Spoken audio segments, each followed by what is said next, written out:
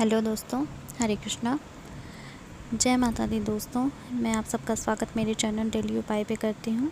दोस्तों, जैसे कि आपको पता है कि नवरात्रि का पावन पर्व चल रहा है और इस पावन पर्व में प्रत्येक जो 9 दिन होते हैं उसमें माँ के 9 स्वरूपों की पूजा की जाती है। जैसे कि कल चौथा नवरात्रा है तो उस दिन माँ के चौथे स्वरूप की पूजा की जाती है। जो माँ का जो चौथे दिन जो स्वरूप है जिसकी पूजा की जाती है वो स्वरूप है कुष्मांडा माता का।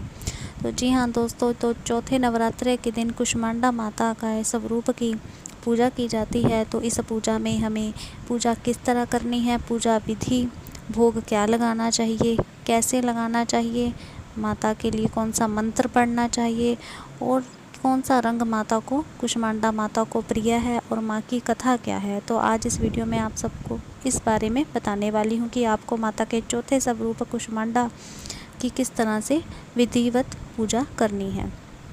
तो दोस्तों आइए शुरू करते हैं हम। दोस्तों सबसे पहले तो हम शुरू करते हैं कुष्मांडा माता के साथ, उनके स्वरूप के साथ जुड़ी हुई जो कथा है। दोस्तों, जब इस ब्रह्मांड की रचना नहीं हुई थी और चारों ओर बहुत ही ज़्यादा अंधकार था, तो उस समय माता ने इस सारे ब्रह्मांड की रचना की थी, इस सृष्टि की रचना की थी। जो माँ है, कुष्मांडा माता है, वो अपने तेज की वजह से जानी जाती हैं। इस सृष्टि में हमें कोई भी ऐसी वस्तु है जिसमें कि तेज दिखाई देता है, सभी वस्तुओं के तेज का कारण कुष्मांडा माता मानी जाती हैं।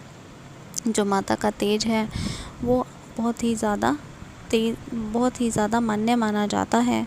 जो माता है उसका जो स्वरूप है बहुत ही शांति प्रिय है। तो दोस्तों, कुष्मांडा माता के स्वरूप का जो मेन पूजने का कारण है वो उनका तेज है और उनका शांतिमय स्वभाव है। तो दोस्तों, ये तो थी कुष्मांडा माता के साथ जुड़ी हुई कथा। अब आपको बता दूं कि आपने विधिवत उनकी पूजा किस प्रकार करनी है। देखिए दोस्तों, सबसे पहले आप क्या करेंगी, सुबह उठेंगी और स्नान करके अपने घर के मंदिर में बैठेंगी। जी हाँ दोस्तों, सबसे पहले आपको इस दिन चौथा जो नवरात्रा होता है, कुष्मांडा माता के स्वरूप का पूजन किया जाता है। तो कुष्मांडा माता को नारंगी रंग, जी हाँ, आप नारंगी रंग ज़रूर पहने क्योंकि ये माता को ज़रूर बहुत ही प्रिय है। माता के लिए आपको ये रंग पहनना चाहिए। अगर आपके पास नारंगी रंग नहीं है तो भी टेंशन लेने की बात नहीं है, आप लाल या पीले में से कोई भी कलर पहन सकती हैं। 9 दिन जो माता के 9 स्वरूप होते हैं, अगर आपको माता के स्वरूप को जो रंग प्रिय है वो आपके पास नहीं है तो आप लाल और पीला बेधड़क होकर पहन सकती हैं।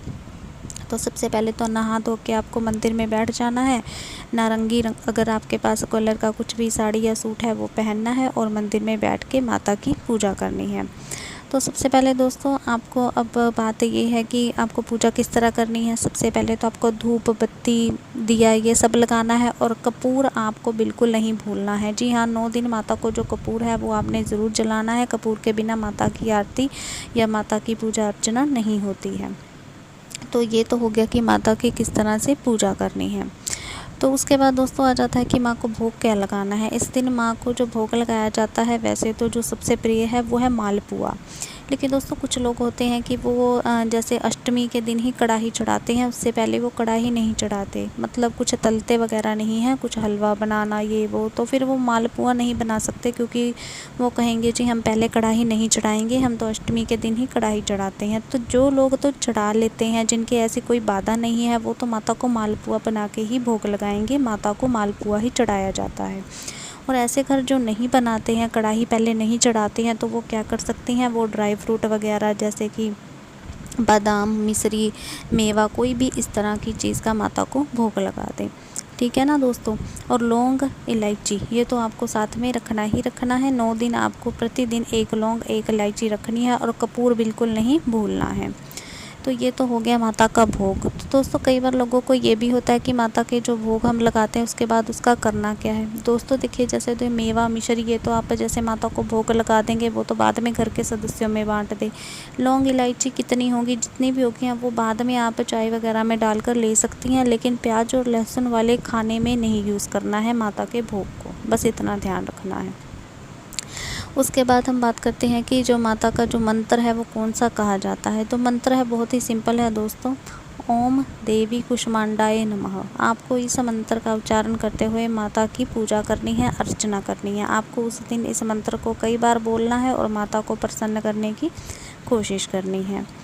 और दोस्तों अब बात आती है कि माता पर कौन सा फूल चढ़ाया जाए। दोस्तों माता पर चमेली का फूल ही चढ़ाया जाता है, जैसे कि सफ़ेद रंग का चमेली का फूल। पर अगर आपको सफ़ेद रंग का चमेली का फूल नहीं मिल रहा है अगर किसी केस में, तो आप माता को लाल गुलाब भी चढ़ा सकती हैं, कोई पीला फूल भी चढ़ा सकती हैं। पर अगर आपको चमेली का फूल सफ़ेद रंग का मिलता है तो बहुत अच्छी बात है, माता को वो प्रिय है। पर अगर आपको कहीं से नहीं मिल रहा है तो आप लाल गुलाब का फूल या कोई पीला फूल माता को चढ़ा दें, कोई दिक्कत वाली बात नहीं है। और दोस्तों हम माता को पान का पत्ता, ये 3 चीज़ें, पान का पत्ता, लौंग इलायची तो आपको चढ़ानी ही है, पान का पत्ता भी आपको माता को चढ़ाना है। पर आपको ये भी देखना है कि अगर आपको पान का पत्ता ईज़िली नहीं मिल रहा है, बाज़ार से भी नहीं अवेलेबल हो रहा है, तो आपको टेंशन नहीं लेनी है। आप पान का पत्ता छोड़ भी सकती हैं, ज़रूरी नहीं है। अगर मिल रहा है तो बहुत अच्छी बात है, आपको माँ को पान का पत्ता आपको चढ़ाना है।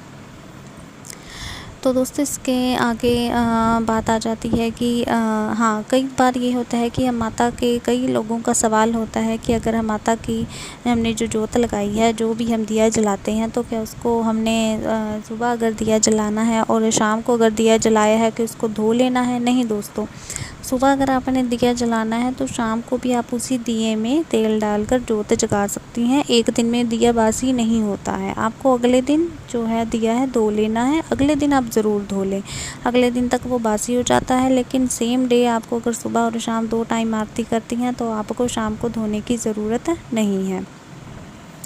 और आपको एक बात और याद रखनी है कि अगर आप माता की 2 टाइम तो पूजा करती ही हैं नवरात्रि में, सुबह और शाम, तो दोनों टाइम माता को कपूर चढ़ाना बिल्कुल ना भूलें, क्योंकि कपूर के बिना माता की जो पूजा अर्चना होती है वो बिल्कुल भी नहीं होती। तो इससे माता बिल्कुल भी प्रसन्न नहीं होती। तो इसीलिए आपको इन छोटी छोटी बातों का दोस्तों ख्याल रखना है कि इसी विधि से आपको माता की पूजा करनी है। मैंने आपको पूरी विधि से माता की किस तरह से पूजा करनी है, कौन सा भोग, माल पुआ लगाएंगी, नारंगी रंग पहनेंगी, मंत्र ओम देवी कुष्मांडाय नमः, ये मंत्र आपको उच्चारण करना है, मालपुए का भोग लगाना है।